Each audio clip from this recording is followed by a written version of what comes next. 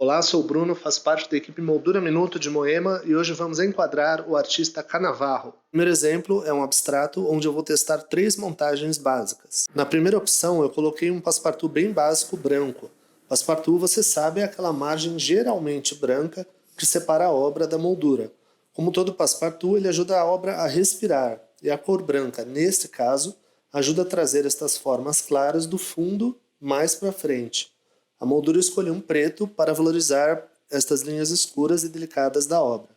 Outro caminho seria utilizar uma montagem entre vidros, também chamado de sanduíche de vidro, ou seja, prensar a imagem entre 2 vidros e deixar esse vão para que a própria parede do fundo faça a função de passepartout. A moldura mantive preta, mas acrescentei por dentro uma moldura vermelha, para deixar o quadro mais vivo.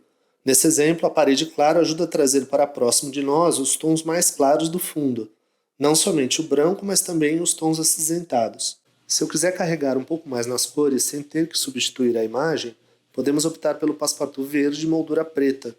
Note que só a mudança de passepartout já faz com que o conjunto como um todo fique mais presente e mais encorpado. Aqui entre vidros com margem transparente, e aqui colocando o passepartout verde. Olha só a diferença. Olha, as 3 opções são válidas e não existe certo e errado. Tudo depende do que você quer transmitir. Também não existe uma regra rígida em relação ao próprio ambiente. Às vezes um conjunto que a princípio não combina pode nos surpreender com uma composição interessante. Usando este princípio, numa parede cinza, os tons do fundo são valorizados. Já nessa parede verde, ainda que não seja exatamente o mesmo verde, a gente só observa uma mudança na aparência da obra, e os tons esverdeados ganhando destaque. Nessa outra parede cinza, os elementos da decoração também interferem na percepção da obra. Os tons avermelhados dos tecidos de cima destacam as cores mais quentes, ou seja, vermelho e rosa, enquanto os tons escuros dos tecidos mais abaixo valorizam o traçado que atravessa toda a obra. E também, é claro, os tons madeira e trigo do ambiente ajudam a conectar a obra como um todo. Nesse outro exemplo, o bordô da parede influencia a obra, mesmo que a cor não seja exatamente igual. Eu vou trazer aqui mais perto da janela. Perceba que as variações de luz ao longo do dia vão influenciar cada detalhe da obra de uma forma diferente. A claridade da manhã traz mais os rosas, enquanto o entardecer destaca a parte vermelha.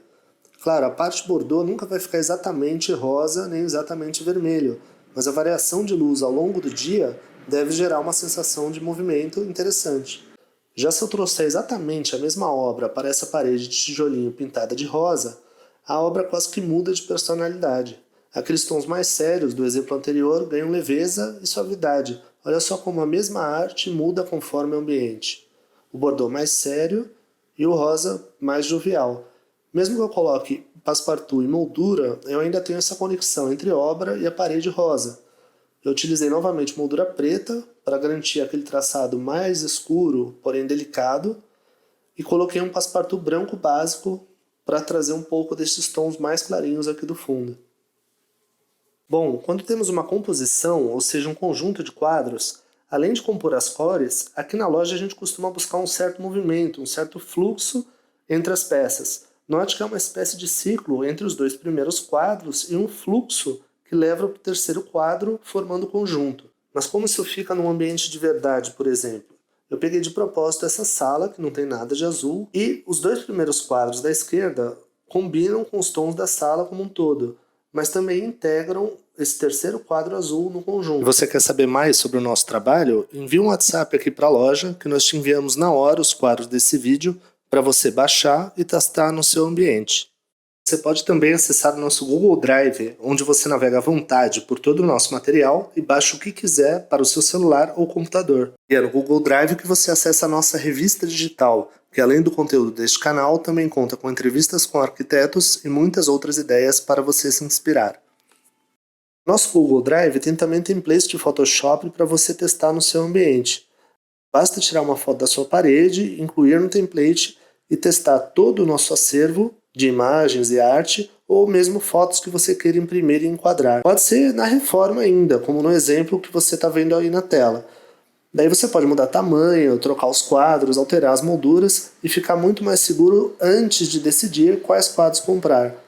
Se você não sabe mexer no Photoshop, não tem problema. Escreve aí embaixo nos comentários que eu faço um vídeo só sobre quadros decorativos no Photoshop. E muito melhor do que tudo isso, é você vir visitar a gente aqui, na loja de Moema, na Avenida Rouxinol 621. Vai ser uma alegria enorme para toda a nossa equipe receber você. Rouxinol 621.